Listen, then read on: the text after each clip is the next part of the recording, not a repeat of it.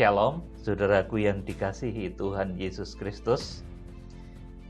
Pemberitaan firman saat ini tanggal 3 Desember 2020. Saya akan mulai sampaikan mengenai berita Natal. Saudara, bahwa berita Natal itu bukan lagi sekedar mengenang kelahiran Tuhan Yesus Kristus yang lahir 2000 tahun yang lalu, kemudian yang didatangi oleh para gembala. Para gembala ini dipimpin oleh malaikat, kemudian juga didatangi oleh orang Majus. Orang Majus ini dipimpin oleh bintang Tuhan, oleh bintang Bethlehem. Saudara, kita tidak lagi sekedar bernostalgia mengenang kejadian 2000 tahun yang lalu. Tetapi ada Natal yang luar biasa yang harus kita lakukan di akhir zaman, di mana kita menjadi penggenap dari Natal akhir zaman. Natal adalah kejadian sesungguhnya di akhir zaman yang harus digenapi. Kalau Natal 2000 tahun yang lalu, kita akan membaca di dalam Lukas pasal yang kedua ayat 6-7. Ini waktu Tuhan Yesus Kristus lahir 2000 tahun yang lalu. Ketika mereka di situ, tibalah waktunya bagi Maria untuk bersalin. Ayat 7.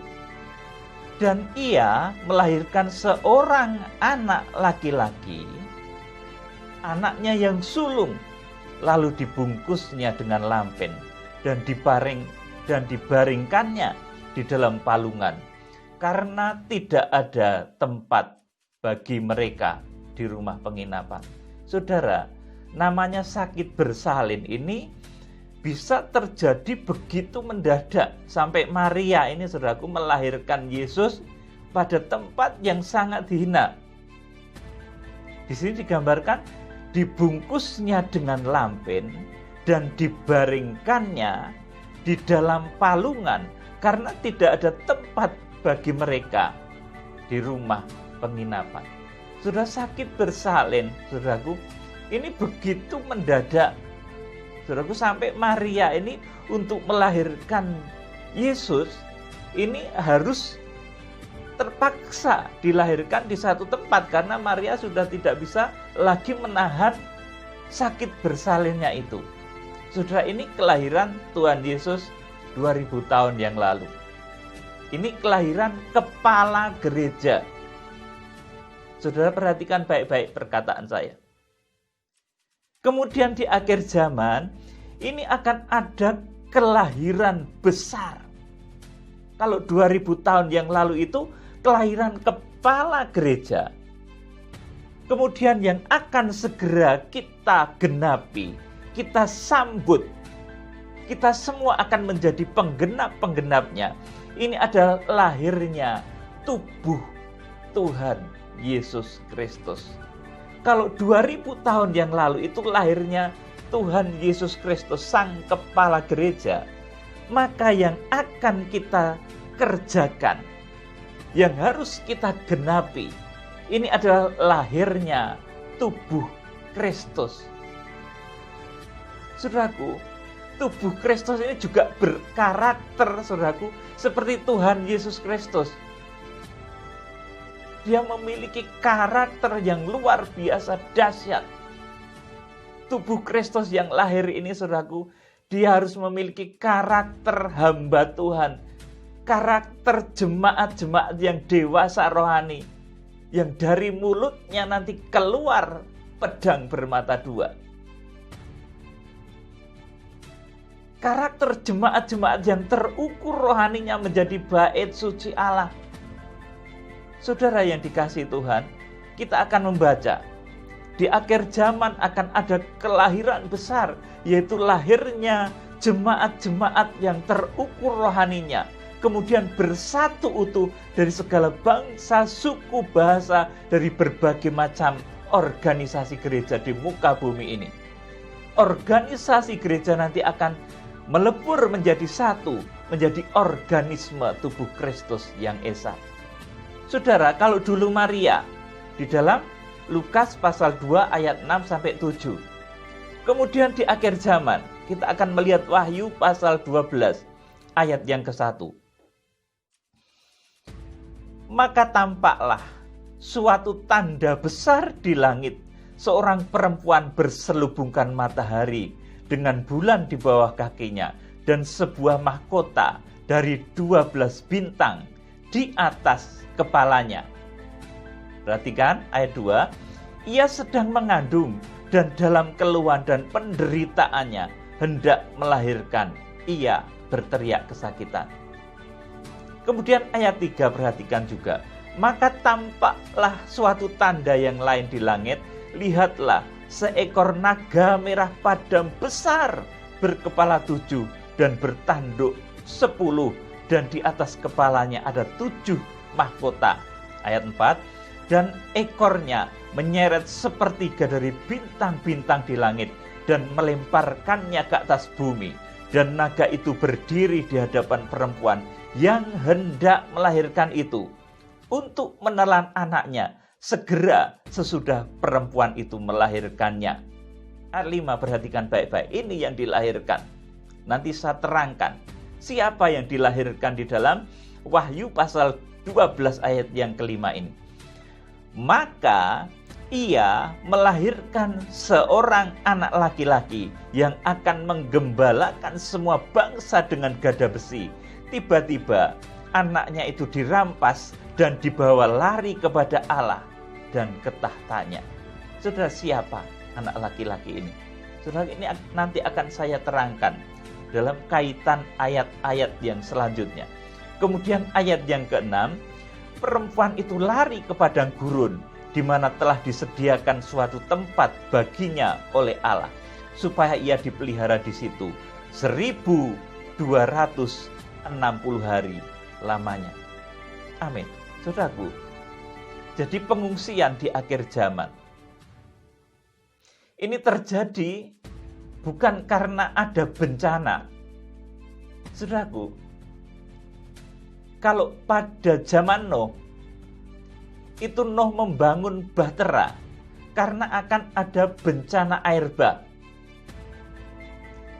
Kemudian pada zaman Lot, saudaraku, ini Lot dan keluarganya ini dibawa, saudaraku, eksodus dari Sodom dan Gomora. Itu karena Sodom dan Gomora akan dihancurkan oleh Tuhan karena ada bencana. Tetapi pengungsian di akhir zaman ini terjadi, saudaraku, tepat seperti kisahnya Musa. Karena pada saat itu terjadi penindasan yang besar oleh Fir'aun. Bangsa Israel ditindas, bahkan ketika mengungsi pun dikejar-kejar oleh Fir'aun untuk dibunuh. Saudara, oleh karena itu di Wahyu pasal 12 ini, saudaraku, ini perempuan yang sedang mengandung ini ditunggui oleh naga. Saudaraku, diburu seperti bangsa Israel yang hendak keluar dari tanah Mesir saat itu, diburu, saudaraku, oleh Fir'aun, hendak dibinasakan. Saudara yang dikasih Tuhan, jadi pengungsian di akhir zaman ini terjadi bukan karena, saudaraku, orang percaya, jemaat-jemaat ini takut dengan bencana, takut dengan penyakit, takut dengan wabah. Itu tidak menakutkan, saudara, karena kita terlindung. Tetapi di akhir zaman ini, saudaraku, kita harus mengungsi. Wahyu pasal 12 ayat 6, Feogo, saudaraku, itu bukan karena takut bencana-bencana tadi. Saudara, kalau sekarang, saudaraku, ini kalau ada bencana, misalkan mau ada gunung meletus, itu sudah orang melakukan mitigasi, upaya penyelamatan. Saudaraku, ada mungkin bencana lagi, bencana banjir dan lain sebagainya, gempa bumi. Manusia sudah melakukan simulasi-simulasi, saudaraku. Tetapi, saudaraku, pengungsian di akhir zaman, di sini dikatakan di dalam ayat yang ke-6, Perempuan itu lari ke padang gurun di mana telah disediakan suatu tempat baginya oleh Allah, supaya ia dipelihara di situ 1260 hari. Ini bukan takut bencana loh saudaraku. Ini bukan takut virus. Ini bukan takut banjir. Ini juga bukan takut saudaraku gunung meletus. Kenapa? Saat itu jemaat Tuhan harus mengungsi. Karena sesaat setelah itu saudaraku, dunia akan dilanda masa antikris yang begitu dahsyat. Kalau saudara membaca Wahyu pasal 12 ayat yang ke-7 dan 8, saudaraku, itu terjadi peperangan di surga. Kemudian iblis kalah, jatuh berdebam, dikalahkan oleh malaikat Mikael. Saudaraku, iblis jatuh, tidak memiliki akses lagi naik turun surga bumi. Kemudian di dalam geramnya yang dahsyat, di dalam kitab Wahyu pasal 12 ayat 7, 8, kemudian ayat 9 dan seterusnya, itu iblis dalam geramnya yang dahsyat itu menciptakan suasana yang sangat brutal di muka bumi. Itulah yang disebut dengan masa antikris. Saudara, itulah sebabnya gereja harus diungsikan. Jemaat-jemaat sulung harus diungsikan. Bersamaan dengan lahirnya anak laki-laki tadi. Saudara yang dikasihi Tuhan. Jadi, gereja mengungsi dengan cara yang dahsyat. Kalau pada zaman Musa dahulu, saudara, ini persis pada zaman Musa. Namanya juga Exodus. Exodus itu pengungsian. Pada saat itu terjadi karena bangsa Israel ditindas, bahkan sebisa mungkin dibinasakan dan dihancurkan. Saudaraku, bahkan ketika hampir mendekati Laut Teberau, Fir'aun itu masih mengejar, mau membunuh, mau membinasakan bangsa Israel itu. Oleh karena itu, saudaraku, jemaat di akhir zaman ini berposisi seperti bangsa Israel ketika, saudaraku, di dalam perbudakan Fir'aun, dalam cengkeraman Fir'aun, harus diungsikan. Kita bukan takut bencana, saudaraku, bahkan bencana 7 meterai, bencana 7 sangkakala, itu nanti yang melaksanakan kita, saudaraku. Yang menjadi, saudaraku, mulut bicara, penyalur bicara untuk terjadinya penghukuman 7 meterai, 7 sangkakala itu kita. Hamba-hamba Tuhan di akhir zaman yang dipakai oleh Tuhan, yang di dalam kitab Wahyu pasal 1 ayat 16 disebut sebagai 7 bintang yang berada di dalam genggam tangan imam besar agung. Itulah yang menjadi pelaksana penghukuman 7 meterai maupun 7 sangkakala.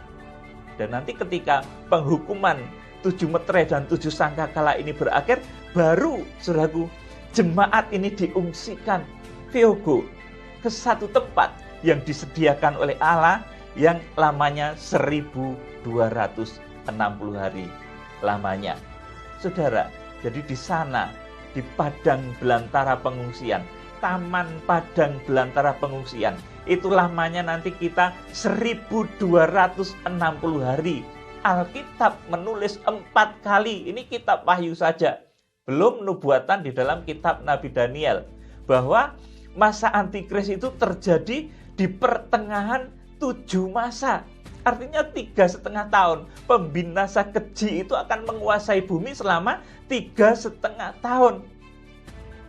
Di pertengahan 7 masa, artinya 3,5 tahun, 3,5 masa. Jadi antikris itu berkuasa selama 42 bulan. Ini jelas sekali. Wahyu pasal 13 ayat 5 menuliskan. Saudara, saya akan sampaikan kepada saudara, kelahiran besar di akhir zaman, Natal besar di akhir zaman.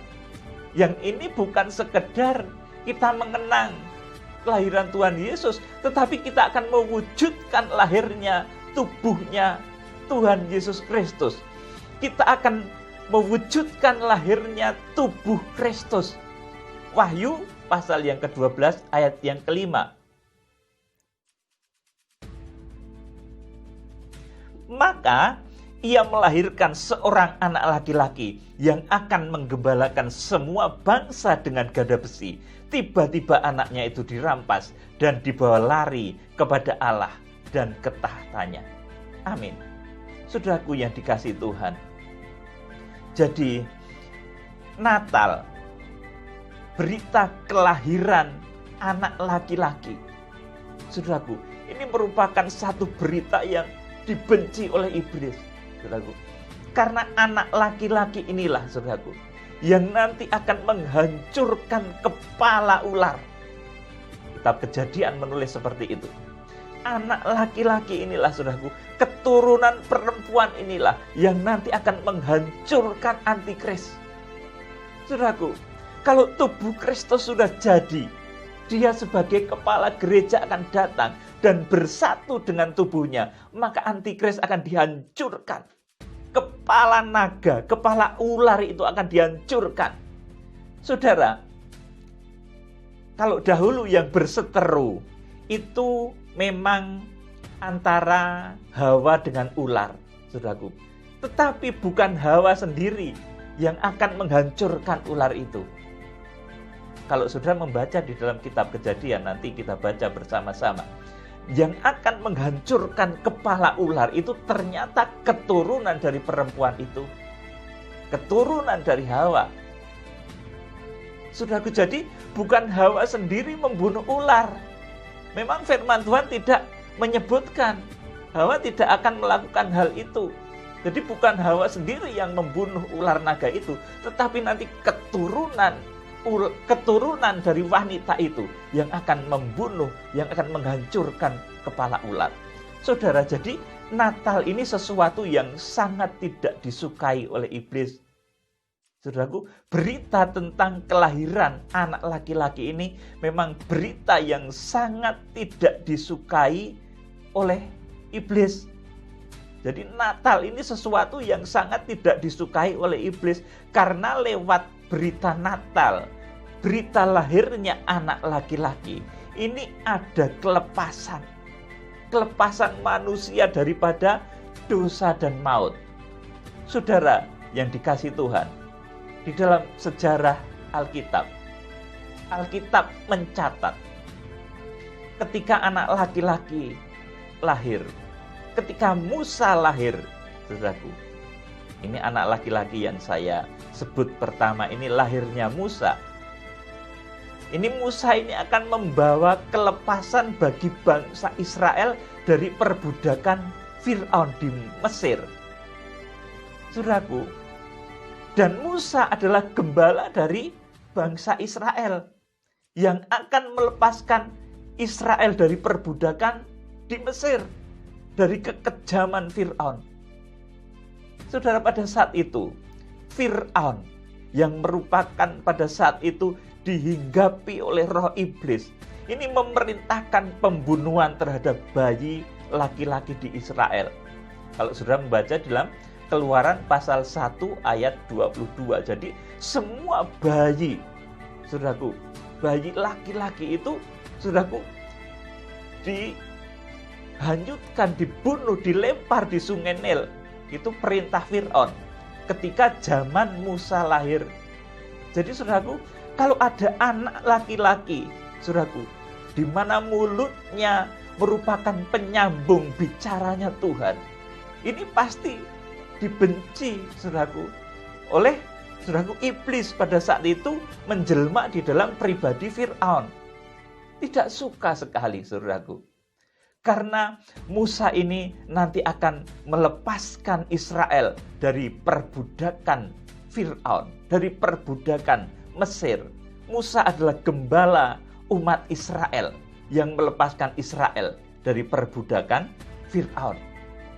Jadi ketika anak manusia ini lahir, saudaraku, ketika Musa ini lahir, Fir'aun memerintahkan pembunuhan terhadap bayi-bayi laki-laki di Israel. Keluaran pasal 1 ayat 22. Kemudian saudaraku, ketika Tuhan Yesus Kristus lahir, ketika anak laki-laki ini lahir, anak laki-laki yang selanjutnya, Tuhan Yesus Kristus yang memerdekakan manusia dari dosa. Tuhan yang melepaskan manusia dari dosa dan maut. Dan Tuhan Yesus adalah gembala umat manusia. Kalau Musa, anak manusia yang dilahirkan oleh Yokebed, saudaraku, bahkan saudara yang jarang baca Alkitab nggak tahu ibunya Musa itu siapa. Saudaraku, jadi peran seorang ibu itu penting. Tetapi nanti yang akan menghancurkan kepala ular itu adalah keturunan dari wanita itu. Saudaraku, peran ibu itu penting, saudaraku. Tetapi yang akan menghancurkan kepala ular itu adalah keturunan dari wanita itu. Saudara kalau jarang baca Alkitab nggak tahu ibunya Musa itu siapa, saudaraku. Namanya Yokebed ya, saudaraku. Saudaraku kemudian melahirkan ada Harun, Miriam, kemudian Musa. Ini saudaraku. Jadi saudaraku, di sini juga kita menjadi mengerti peran seorang ibu itu penting, saudaraku. Tetapi saudaraku, yang akan menghancurkan kepala ular itu adalah anak laki-laki. Di sini kemudian kita akan membaca tentang kelahiran Tuhan Yesus Kristus. Tuhan Yesus Kristus itu memerdekakan manusia dari dosa, melepaskan manusia dari dosa dan maut. Tuhan adalah gembala umat manusia. Pada saat Tuhan Yesus lahir, saudaraku, iblis juga marah. Herodes marah, memerintahkan pembunuhan terhadap semua bayi laki-laki. Saudaraku, nanti ini kaitannya juga dengan kitab Wahyu tadi. Ketika wanita itu dikejar oleh ular, saudaraku, ular itu marah. Iblis antikris itu marah. Sampai nanti ketika iblis itu jatuh, berdebam, tidak punya tempat lagi di surga, karena dikalahkan oleh Mikael dalam Wahyu pasal 12 ayat 7-8. Saudaraku, nanti iblis dalam geramnya yang dahsyat, saudaraku, jatuh ke bumi dan bumi terjadilah masa antikris yang lamanya 42 bulan. Saudaraku, itulah sebabnya pada saat itu gereja, jemaat-jemaat, saudaraku, jemaat-jemaat sulung, jemaat-jemaat yang terukur rohaninya, saat itu diungsikan. Jadi kita mengungsi itu bukan karena takut air bah. Kita mengungsi itu bukan karena takut berbagai macam wabah penyakit, saudaraku, tetapi karena pada saat itu akan ada bencana kemanusiaan yang dahsyat, di mana moral manusia akan dihancurkan oleh tokoh dunia yang namanya antikris. Dia sangat kejam, siksaannya begitu rupa dahsyat. Alkitab menulis itu hanya terjadi satu kali saja dan tidak akan pernah terjadi kapanpun. Hanya satu kali, ketika zaman antikris, saudaraku, ketika pembinasa keji itu berdiri di bait suci, ketika pembinasa keji itu menguasai dunia, nanti berbagai macam kejahatan, kengerian, saudaraku, siksaan yang begitu pedih nanti terjadi. Saudara, jadi ketika Tuhan Yesus Kristus lahir, saudaraku, ini Herodes juga marah. Herodes yang pada saat itu saya yakin dia disusupi oleh kuasa iblis ini memerintahkan pembunuhan terhadap semua bayi laki-laki. Saudaraku, kemudian Tuhan Yesus, Yusuf dan Maria ini juga mengungsi. Saudara, kemana? Ke Mesir. Kalau saudara membaca Matius pasal 2 ayat 13 sampai 15, saudaraku, kita akan membaca sekarang. Anak laki-laki di bawah 2 tahun ini dibunuh di Bethlehem. Matius pasal 2 ayat 16 sampai 18. Ketika Herodes tahu bahwa ia telah diperdayakan oleh orang-orang Majus itu, ia sangat marah. Lalu ia menyuruh membunuh semua anak di Bethlehem dan sekitarnya, yaitu anak-anak yang berumur 2 tahun ke bawah, sesuai dengan waktu yang dapat diketahuinya dari orang-orang Majus itu. Saudara, di sini ada satu lagi pemahaman yang perlu saudara ketahui. Datangnya para gembala itu ternyata beda waktu dengan datangnya orang Majus. Kalau para gembala yang diberitahu oleh malaikat itu datang begitu Tuhan Yesus Kristus lahir, saudaraku, dengan tanda seorang bayi yang berada di dalam palungan dan dibungkus dengan lampin. Tuhan Yesus baru lahir, itu para gembala sudah datang. Tetapi orang Majus ini datang itu sekitar umurnya Tuhan Yesus sudah 2 tahun. Saudara, kita simak baik-baik di sini. Ketika Herodes tahu bahwa ia telah diperdayakan oleh orang-orang Majus itu, ia sangat marah lalu menyuruh membunuh semua anak di Bethlehem dan sekitarnya, yaitu anak-anak yang berumur 2 tahun ke bawah. Saudara, jadi kira-kira kurang lebihnya ini orang Majus ini datang ke tempatnya Tuhan Yesus, saudaraku, di Bethlehem, dan sudah tidak di kandang, saudaraku. Kalau sudah membaca di dalam Injil Matius, itu di rumah. Kalau tadi ketika lahir di palungan, tetapi ketika yang datang ini orang Majus, ini sudah di rumah. Sudah boleh baca di dalam Injil Matius tentang kelahiran Tuhan Yesus ini. Jadi 2 tahun, saudaraku, umur Tuhan Yesus itu ketika orang Majus datang itu kurang lebihnya 2 tahun. Saudaraku, ayat yang ke-17 saya bacakan. Dengan demikian genaplah firman yang disampaikan oleh Nabi Yeremia. Terdengarlah suara di Rama, tangis dan ratap yang amat sedih. Rahel menangisi anak-anaknya, dan ia tidak mau dihibur, sebab mereka tidak ada lagi. Saudaraku, jadi ketika Tuhan Yesus Kristus lahir, kemudian saudaraku menginjak mau berumur 2 tahun, saudaraku, ini ada pembunuhan terhadap semua anak-anak yang berumur di bawah 2 tahun. Anak laki-laki di Bethlehem yang berumur di bawah 2 tahun. Itu dibunuh semua. Saudara, ini tanda dari kelahiran anak laki-laki. Kalau tadi Musa, saudaraku, ketika Musa lahir, semua anak laki-laki juga dicemplung di Sungai Nil. Dibunuh semua oleh perintah Fir'aun. Ini ciri kelahiran anak laki-laki, saudaraku. Kemudian ketika Tuhan Yesus Kristus lahir, saudaraku, ini semua anak laki-laki yang berumur di bawah 2 tahun di Bethlehem, semua dibunuh. Ini ciri dari kelahiran anak laki-laki.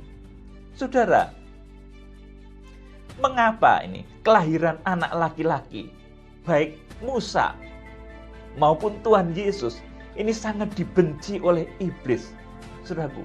Sebab anak laki-laki inilah yang ditetapkan akan menghancurkan kepala ular naga.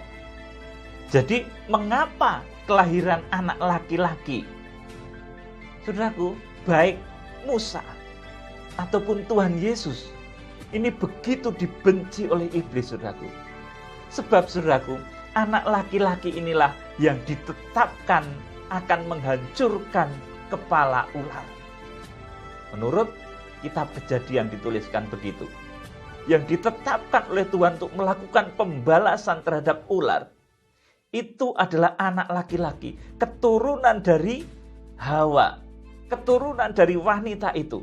Jadi bukan Hawa sendiri yang membunuh ular seperti di awal saya sampaikan tadi, tetapi benih yang dilahirkannya. Karena anak laki-laki yang sedemikian, saudaraku, Musa, kemudian Tuhan Yesus, ini dari mulut anak laki-laki ini, saudaraku, keluar pedang. Pedang itu apa, saudaraku, artinya? Firman Tuhan yang berkuasa menghakimi. Musa, saudaraku, ini dari mulutnya keluar sabda Tuhan yang mampu menghakimi Mesir dengan 10 tulah. Menghukum Mesir dengan 10 tulah. Kemudian Tuhan Yesus, saudaraku, melalui ucapan-ucapan yang dikatakannya, karena dia adalah firman itu sendiri, saudara, melakukan banyak perkara, bahkan menyelamatkan umat manusia dengan berbagai mukjizat, dengan berbagai macam kedahsyatannya. Oleh karena itu, saudaraku, kelahiran anak laki-laki ini begitu sangat dibenci oleh iblis. Saudaraku, jadi karakter anak laki-laki ini adalah karakter, saudaraku, anak laki-laki yang di mulutnya ini keluar pedang. Pedang itu adalah firman Tuhan. Saudaraku, firman Tuhan yang berkuasa untuk menghakimi bumi. Saudara, karakter dari jemaat-jemaat yang dewasa rohani terukur rohaninya, saudaraku, di mana diukurnya itu di Wahyu pasal 11 ayat yang ke-1, itu adalah juga jemaat-jemaat yang dari mulutnya, saudaraku, keluar pedang. Artinya, saudaraku, mulutnya betul-betul terasah. Bukan mulut yang ceroboh, yang sembarang ngomong, yang penuh caci, penuh hujat, penuh kata-kata kotor. Oleh karena itu, mempelai yang diungsikan di Wahyu pasal 14 ayat yang ke-5, cirinya yang paling utama, di mulut mereka tidak ada dusta, sebab mereka tidak bercela. Saudaraku, jadi mulut ini menjadi ukuran kesempurnaan, saudaraku. Kalau mulut seseorang itu kotor, mau bagaimanapun juga, saudaraku, dia tidak akan bersih. Kalau ucapannya jahat, ucapannya keras, ucapannya bengis, saudaraku, itu bukan orang baik, saudaraku. Apapun juga, saudaraku, ucapan ini mencerminkan apa yang keluar dari hati. Saudara yang dikasihi Tuhan, jadi orang-orang yang berkarakter anak laki-laki ini, saudaraku, yang nanti, saudaraku, akan dilahirkan oleh gereja Tuhan di akhir zaman. Di dalam Wahyu pasal 12 ayat yang ke-5. Saudaraku, ini nanti adalah tubuhnya Tuhan Yesus Kristus. Jemaat-jemaat yang terukur rohaninya, yang bersatu. Dan ini merupakan tubuh Tuhan Yesus Kristus. Jadi anak laki-laki yang dilahirkan di Wahyu pasal yang ke-12 ayat 5, itu adalah tubuh Tuhan Yesus Kristus. Jemaat-jemaat yang berkarakter, dari mulutnya keluar firman, dari mulutnya keluar pedang. Saudaraku, Ibrani pasal 4 ayat 12, sebab firman Allah hidup dan kuat dan lebih tajam daripada pedang bermata dua manapun. Ia menusuk amat dalam sampai memisahkan jiwa dan roh, sendi-sendi dan sumsum. Ia sanggup membedakan pertimbangan dan pikiran hati kita. Saudara yang dikasihi Tuhan Yesus Kristus, Tuhan Yesus Kristus ketika tampil sebagai imam besar di Wahyu pasal 1 ayat 16, ini mulutnya juga mengeluarkan pedang bermata dua. Ketika dia tampil sebagai imam besar, dia yang memimpin kegerakan kitab Wahyu ini, saudaraku, dari mulutnya keluar pedang bermata dua. Wahyu pasal 1 ayat 16. Saya bacakan. Dan di tangan kanannya ia memegang 7 bintang, dan dari mulutnya keluar sebilah pedang tajam bermata dua, dan wajahnya bersinar-sinar bagaikan matahari yang terik. Amin, saudaraku, ini Tuhan Yesus. Mulutnya keluar pedang bermata dua. Ini artinya sabda yang mampu menghakimi bumi, mampu menggoncang langit bumi, mampu menghukum, mampu memberkati. Saudaraku, ini mulut yang mengeluarkan pedang itu seperti itu. Saudaraku, bahkan nanti ketika Tuhan Yesus Kristus datang secara fisik di Wahyu pasal 19, ketika perang Harmagedon terjadi, saudaraku, kemudian Tuhan menangkap iblis, antikris, nabi palsu, saudaraku. Tuhan Yesus menangkap antikris dan nabi palsu. Saudaraku, pada saat itu dia juga, saudaraku, berkostum, membawa, saudaraku, mengeluarkan pedang dari mulutnya. Saudaraku, Wahyu pasal 19 ayat yang ke-15, saya bacakan. Dan dari mulutnya keluarlah sebilah pedang tajam yang akan memukul segala bangsa, dan ia akan menggembalakan mereka dengan gada besi, dan ia akan memeras anggur dalam kilangan anggur, yaitu kegeraman murka Allah yang maha kuasa. Saudaraku, ini sama dengan yang ditulis di Wahyu pasal 12 ayat 5.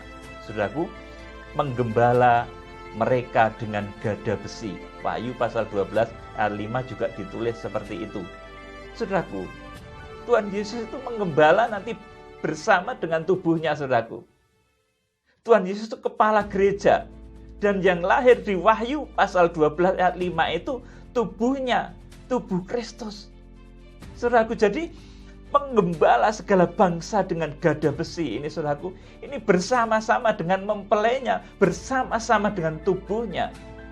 Saudara yang dikasihi Tuhan Yesus Kristus, saudara, jadi ini sama, saudaraku, baik yang ditulis di dalam kitab Wahyu pasal 1 ayat yang ke-16, ketika tampil sebagai imam besar, Tuhan juga mengeluarkan pedang tajam bermata dua dari mulutnya.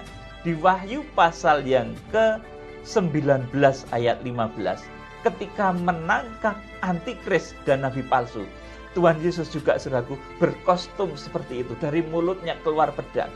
Saudaraku, inilah anak laki-laki itu kenapa ditakuti oleh iblis.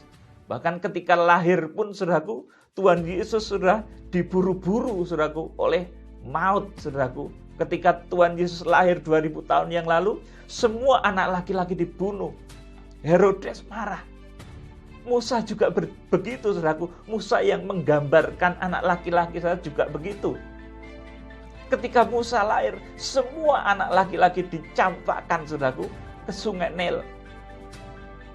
Anak laki-laki dari orang Ibrani. Saudaraku yang dikasihi Tuhan Yesus Kristus, kita akan membaca kitab Kejadian pasal 3 ayat 14 sampai 16. Ini kenapa toh, saudaraku? Ini iblis itu begitu takut dengan anak laki-laki. Dengan Tuhan Yesus yang lahir 2000 tahun yang lalu, sampai iblis, saudaraku, melalui Herodes memerintahkan membunuh semua anak laki-laki yang lahir yang berumur di bawah 2 tahun. Sampai iblis melalui Fir'aun, saudaraku, menyuruh Fir'aun itu membunuh semua anak-anak Ibrani yang lahir bersamaan dengan kelahiran Musa. Saudaraku, kenapa ini iblis itu begitu gentar dengan lahirnya anak laki-laki? Saudara, kita akan baca kitab Kejadian pasal 3 ayat 14 sampai 16. Lalu berfirmanlah Tuhan Allah kepada ular itu, karena engkau berbuat demikian, terkutuklah engkau di antara segala ternak dan di antara segala binatang hutan. Dengan perutmu lah engkau akan menjalar. Saudara, jadi dulu ular itu enggak menjalar, rupanya bisa terbang juga. Saudaraku, ketika di Taman Eden, saudaraku, di sini dikatakan, terkutuklah engkau di antara segala ternak dan di antara segala binatang hutan. Dengan perutmu lah engkau akan menjalar, dan debu tanah lah akan kau makan seumur hidupmu. Ayat 15. Aku akan mengadakan permusuhan antara engkau dan perempuan ini, antara keturunanmu dan keturunannya. Keturunannya akan meremukkan kepalamu, dan engkau akan meremukkan tumitnya. Saudaraku, jadi yang akan meremukkan kepala ular ini, saudaraku, ini adalah keturunan perempuan itu. Jadi peran seorang ibu itu penting, tapi ibu jangan membunuh ular sendiri. Suruh anaknya yang gagah-gagah itu. Saudaraku, karena memang firman Tuhan menulis seperti itu, saudaraku. Bukan Hawa yang akan membunuh ular itu, saudaraku. Bukan mempelai yang berpakaian matahari, bulan, dan bintang yang akan membunuh ular, tetapi anak yang dilahirkannya. Saudara yang dikasihi Tuhan Yesus Kristus. Jadi begitu dahsyat. Saudara, kita akan baca lebih lanjut di dalam ayat yang ke-16. Firman-Nya kepada perempuan itu, susah payahmu waktu mengandung akan kubuat sangat banyak. Dengan kesakitan engkau akan melahirkan anakmu, namun engkau akan birahi kepada suamimu, dan ia akan berkuasa atasmu. Amin, saudaraku. Jadi seperti Wahyu pasal 12 ayat yang ke, saudaraku, 1 dan 2 tadi, ia sedang berteriak karena mau melahirkan. Ia berteriak kesakitan, saudaraku. Ketika mau melahirkan, ini penderitaan seorang wanita itu sangat berat, sangat sakit. Saudaraku, Kemudian saya akan terangkan penjelasan mengenai siapa, saudaraku, anak di dalam Wahyu, saudaraku, pasal 12 ayat 5, saudaraku. Anak di dalam Wahyu pasal 12 ayat 5 itu adalah jemaat-jemaat, saudaraku, jemaat-jemaat Tuhan yang berkarakter anak laki-laki, yang dari mulutnya keluar pedang bermata dua. Saudaraku, itu adalah jemaat-jemaat terpilih, saudaraku, yang adalah sedang mempelai wanita anak domba Allah, mempelai yang sudah bersatu dengan Kristus. Itulah lahirnya tubuh Kristus. Wahyu pasal 12 ayat 5. Maka ia melahirkan seorang anak laki-laki yang akan menggembala segala bangsa dengan gada besi. Kalau 2000 tahun yang lalu, saudaraku, Maria melahirkan kepala gereja Tuhan Yesus Kristus. Maka Wahyu pasal 12 ayat yang kelima. Ini, saudaraku, jemaat Tuhan, saudaraku, gereja Tuhan akan melahirkan, saudaraku, tubuh Kristus yang bersatu dari segala bangsa, suku, bahasa, dan, saudaraku, terukur rohaninya. Saudaraku, dan karakter jemaat itu memiliki karakter anak laki-laki. Ini karakter, saudaraku. Bukan secara gender, tapi ini karakter. Nanti akan saya tunjukkan. Saudara, kitab Wahyu pasal 12 ayat yang ke-13 sampai 17. Nanti saudara menjadi jelas siapa anak laki-laki di Wahyu pasal 12 ayat 5. Sekarang saya bacakan ayat ke-13 sampai 17. Dan ketika naga itu sadar bahwa ia telah dilemparkan di atas bumi, ia memburu perempuan yang hendak melahirkan anak laki-laki itu. Ini seperti Fir'aun ketika mengejar Israel, saudaraku, sampai menjelang Laut Teberau, saudaraku. Di pinggir Laut Teberau sebetulnya mau dibunuh itu kalau bisa. Saudaraku, seperti perbuatan naga di Wahyu pasal 12 ayat yang ke-13 ini. Dan ketika naga itu sadar bahwa ia telah dilemparkan di atas bumi, ia memburu perempuan yang telah melahirkan anak laki-laki itu. Ayat 14, kepada perempuan itu diberikan kedua sayap dari burung nasar yang besar, supaya ia terbang ke tempatnya di padang gurun. Saudaraku, ini mengungsi di padang gurun, saudaraku, di mana ia dipelihara jauh dari tempat ular itu selama 1 masa dan 2 masa dan setengah masa. Kalau tadi ayat 6, Wahyu pasal 12 ayat 6 itu selama 1260 hari. Ayat 14 ini di dalam bahasa lain disebut sebagai 3,5 masa. 1 masa, 2 masa, dan setengah masa. 3,5 masa. Sama saja. Sama juga dengan 42 bulan. Jadi masa antikris itu nanti 42 bulan. Masa kita diungsikan ke satu tempat, taman padang belantara pengungsian, itu juga 1260 hari atau 3,5 tahun. Saudara, ayat 15 saya bacakan. Lalu ular itu menyemburkan dari mulutnya air sebesar sungai ke arah perempuan itu, supaya ia dihanyutkan sungai itu. Saudara, kalau dulu Laut Teberau, saudaraku, yang menghalangi bangsa Israel itu kemudian dibelah oleh Fir'aun, oleh Musa dengan kekuatan Tuhan. Saudara, kemudian Fir'aun ditenggelamkan di Laut Teberau itu. Saudara, tetapi di sini dikatakan, lalu ular itu menyemburkan dari mulutnya air sebesar sungai ke arah perempuan itu supaya ia dihanyutkan sungai itu. Tapi ayat 14 kan perempuan tadi sudah terbang dengan 2 sayap burung nasar yang besar. Sudah petomai, sudah terbang dengan 2 sayap burung nasar besar. Kalau Wahyu pasal 12 ayat 6, proses mengungsi itu digambarkan feogo, lari, hilang, dan lenyap. Di ayat 14 ini digambarkan terbang untuk menghindari kejaran Fir'aun akhir zaman, kejaran iblis di akhir zaman. Kemudian ayat yang ke-16, tetapi bumi datang menolong perempuan itu. Ia membuka mulutnya dan menelan sungai yang disemburkan naga itu dari mulutnya. Perhatikan ayat 17 baik-baik. Maka marahlah naga itu kepada perempuan itu. Lalu ia pergi memerangi keturunannya yang lain. yang menuruti hukum-hukum Allah dan memiliki kesaksian Yesus.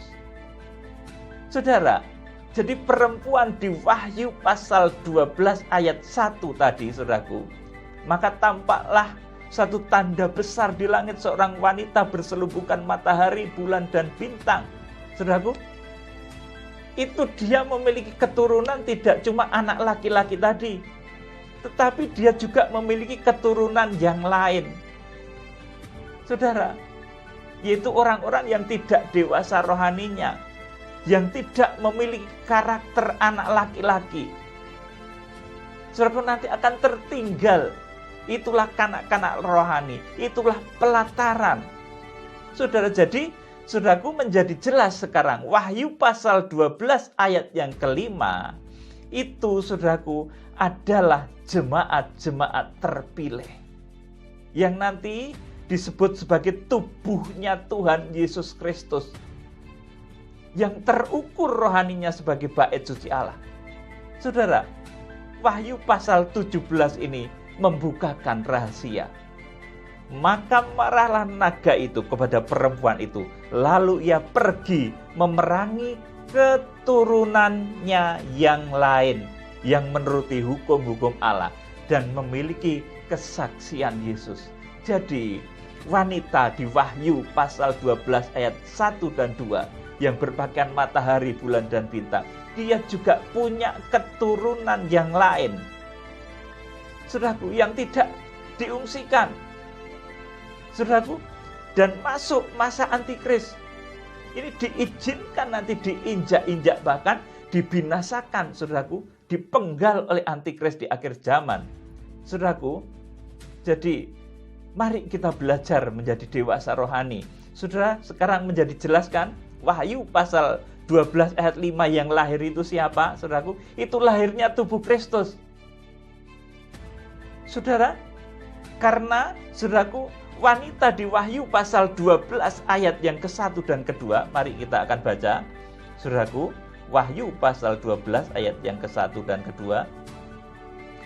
Maka tampaklah suatu tanda besar di langit, seorang perempuan berselubungkan matahari dengan bulan di bawah kakinya, dan sebuah mahkota dari 12 bintang di atas kepalanya.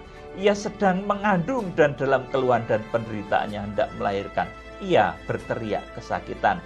Di ayat 5, maka ia melahirkan seorang anak laki-laki yang akan menggembalakan semua bangsa dengan gada besi. Tiba-tiba anaknya itu dirampas dan dibawa lari kepada Allah dan ke tahtanya. Ini adalah tubuh Kristus, jemaat-jemaat yang terukur rohaninya, saudaraku, yang tidak mengalami kematian tubuh. Ini adalah tubuh Kristus mempelai wanita anak domba Allah. Ini anak laki-laki yang dilahirkan. Kemudian Wahyu pasal 12 ayat 1 dan 2, saudaraku, itu juga memiliki keturunan lain, saudaraku, yang tidak mencapai standar yang terukur, saudaraku. Wahyu pasal 12 ayat 17.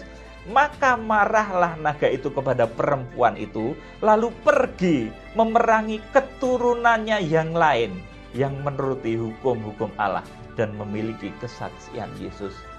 Saudaraku, percaya Yesus, percaya hukum Allah, tetapi saudaraku, bisanya bersaksi, saudaraku, tidak berkarakter anak laki-laki yang dari mulutnya bisa mengeluarkan pedang. Saudaraku, karakter anak laki-laki ini nanti yang akan menghancurkan iblis, menghancurkan antikris di akhir zaman, yang akan menyatu dengan Tuhan Yesus Kristus, Tuhan Yesus sebagai kepala, dan saudaraku, kita tubuhnya, saudaraku, yang lahir di Wahyu pasal yang ke-12 ayat 5 tadi, saudaraku, kita tubuh Kristus. Kita menjadi anak laki-laki yang terlahir, saudaraku, menjadi satu dengan Tuhan Yesus Kristus. Kita tubuhnya Tuhan Yesus Kristus. Jadi Wahyu pasal yang ke-12 ayat 5 itu lahirnya tubuh Kristus. Jadi Wahyu pasal 12 ayat 1 dan 2 itu bukan nanti ada satu orang, saudara, kemudian orang itu dari bangsa Israel, kemudian sedang mengandung nanti akan melahirkan seorang anak, satu anak kecil. Saudaraku, tidak, saudaraku. Ini Wahyu pasal 12 ini kalau saudara membaca dalam bahasa asli, maka tampaklah suatu tanda besar di langit. Tanda. Ini disebut sebagai Simeon. Simeon itu artinya satu perlambang. Bahasa Jawanya ngalamat. Kalau tidak dibukakan rahasianya tidak akan ketemu. Nanti nggak akan ada, saudaraku. Ini secara lahiriahnya seorang perempuan yang berselubungkan matahari. Matahari itu, saudara kalau melihat besar sekali. Jauh lebih besar dari bumi ini. Kemudian saudaraku, dan bulan di bawah kakinya. Bulan juga besar. Dan sebuah mahkota dari 12 bintang. Bintang itu juga gede. Banyak yang lebih besar dari matahari. Saudaraku, ini perlambang. Kalau secara fisiknya tidak ada. Betul, saudaraku. Wahyu pasal 12 ayat 1 ini perlambang. Simeon, saudaraku. Yang harus dibuka rahasianya. Jadi saudaraku yang dikasih Tuhan, kemudian anak laki-laki yang dilahirkan di Wahyu pasal 12 ayat 5, ini adalah jemaat-jemaat terpilih yang memiliki karakter anak laki-laki yang dari mulutnya keluar pedang yang nanti akan mengalahkan iblis, antikris, nabi palsu. Saudara yang dikasih Tuhan, untuk menjadi terukur rohani, kemarin sudah saya sampaikan bahwa karakternya harus menjadi bait suci Allah, memenuhi ciri dan kriteria bait suci Allah. Saudara, ini karakter anak laki-laki yang nanti mulutnya penuh puasa. Mulai sekarang kalau saudara ingin menjadi mempelai wanita anak domba Allah, saudara ingin menjadi tubuh Kristus yang lahir itu, mulut saudara itu dijaga. Ojo ngawur begitu saudaraku. Mulutnya celemongan sakarpe dhewe, mengatakan hal-hal buruk, karena dari mulut ini nanti bisa keluar satu kekuatan besar yang mempengaruhi alam raya. Bahkan terjadinya 21 tulah akhir zaman ini melalui ucapan mulut tokoh-tokoh akhir zaman, hamba-hamba Tuhan yang diurapi di akhir zaman, yang disebut sebagai 7 bintang yang digenggam di tangan kanan imam besar agung. Saudara yang dikasih Tuhan, jadi Wahyu pasal 12 ayat 1 dan kedua, ini anak laki-laki, saudaraku, itu diselamatkan, saudaraku. Tetapi, saudaraku, keturunannya yang lain, saudaraku, ini nanti akan diinjak-injak, saudaraku, yang tidak terukur rohaninya. Maka marahlah naga itu kepada perempuan itu, lalu pergi memerangi keturunannya yang lain, yang menuruti hukum-hukum Allah dan memiliki kesaksian Yesus. Saudara, memiliki kesaksian Yesus. Ini anaknya wanita yang di Wahyu pasal 12 tadi.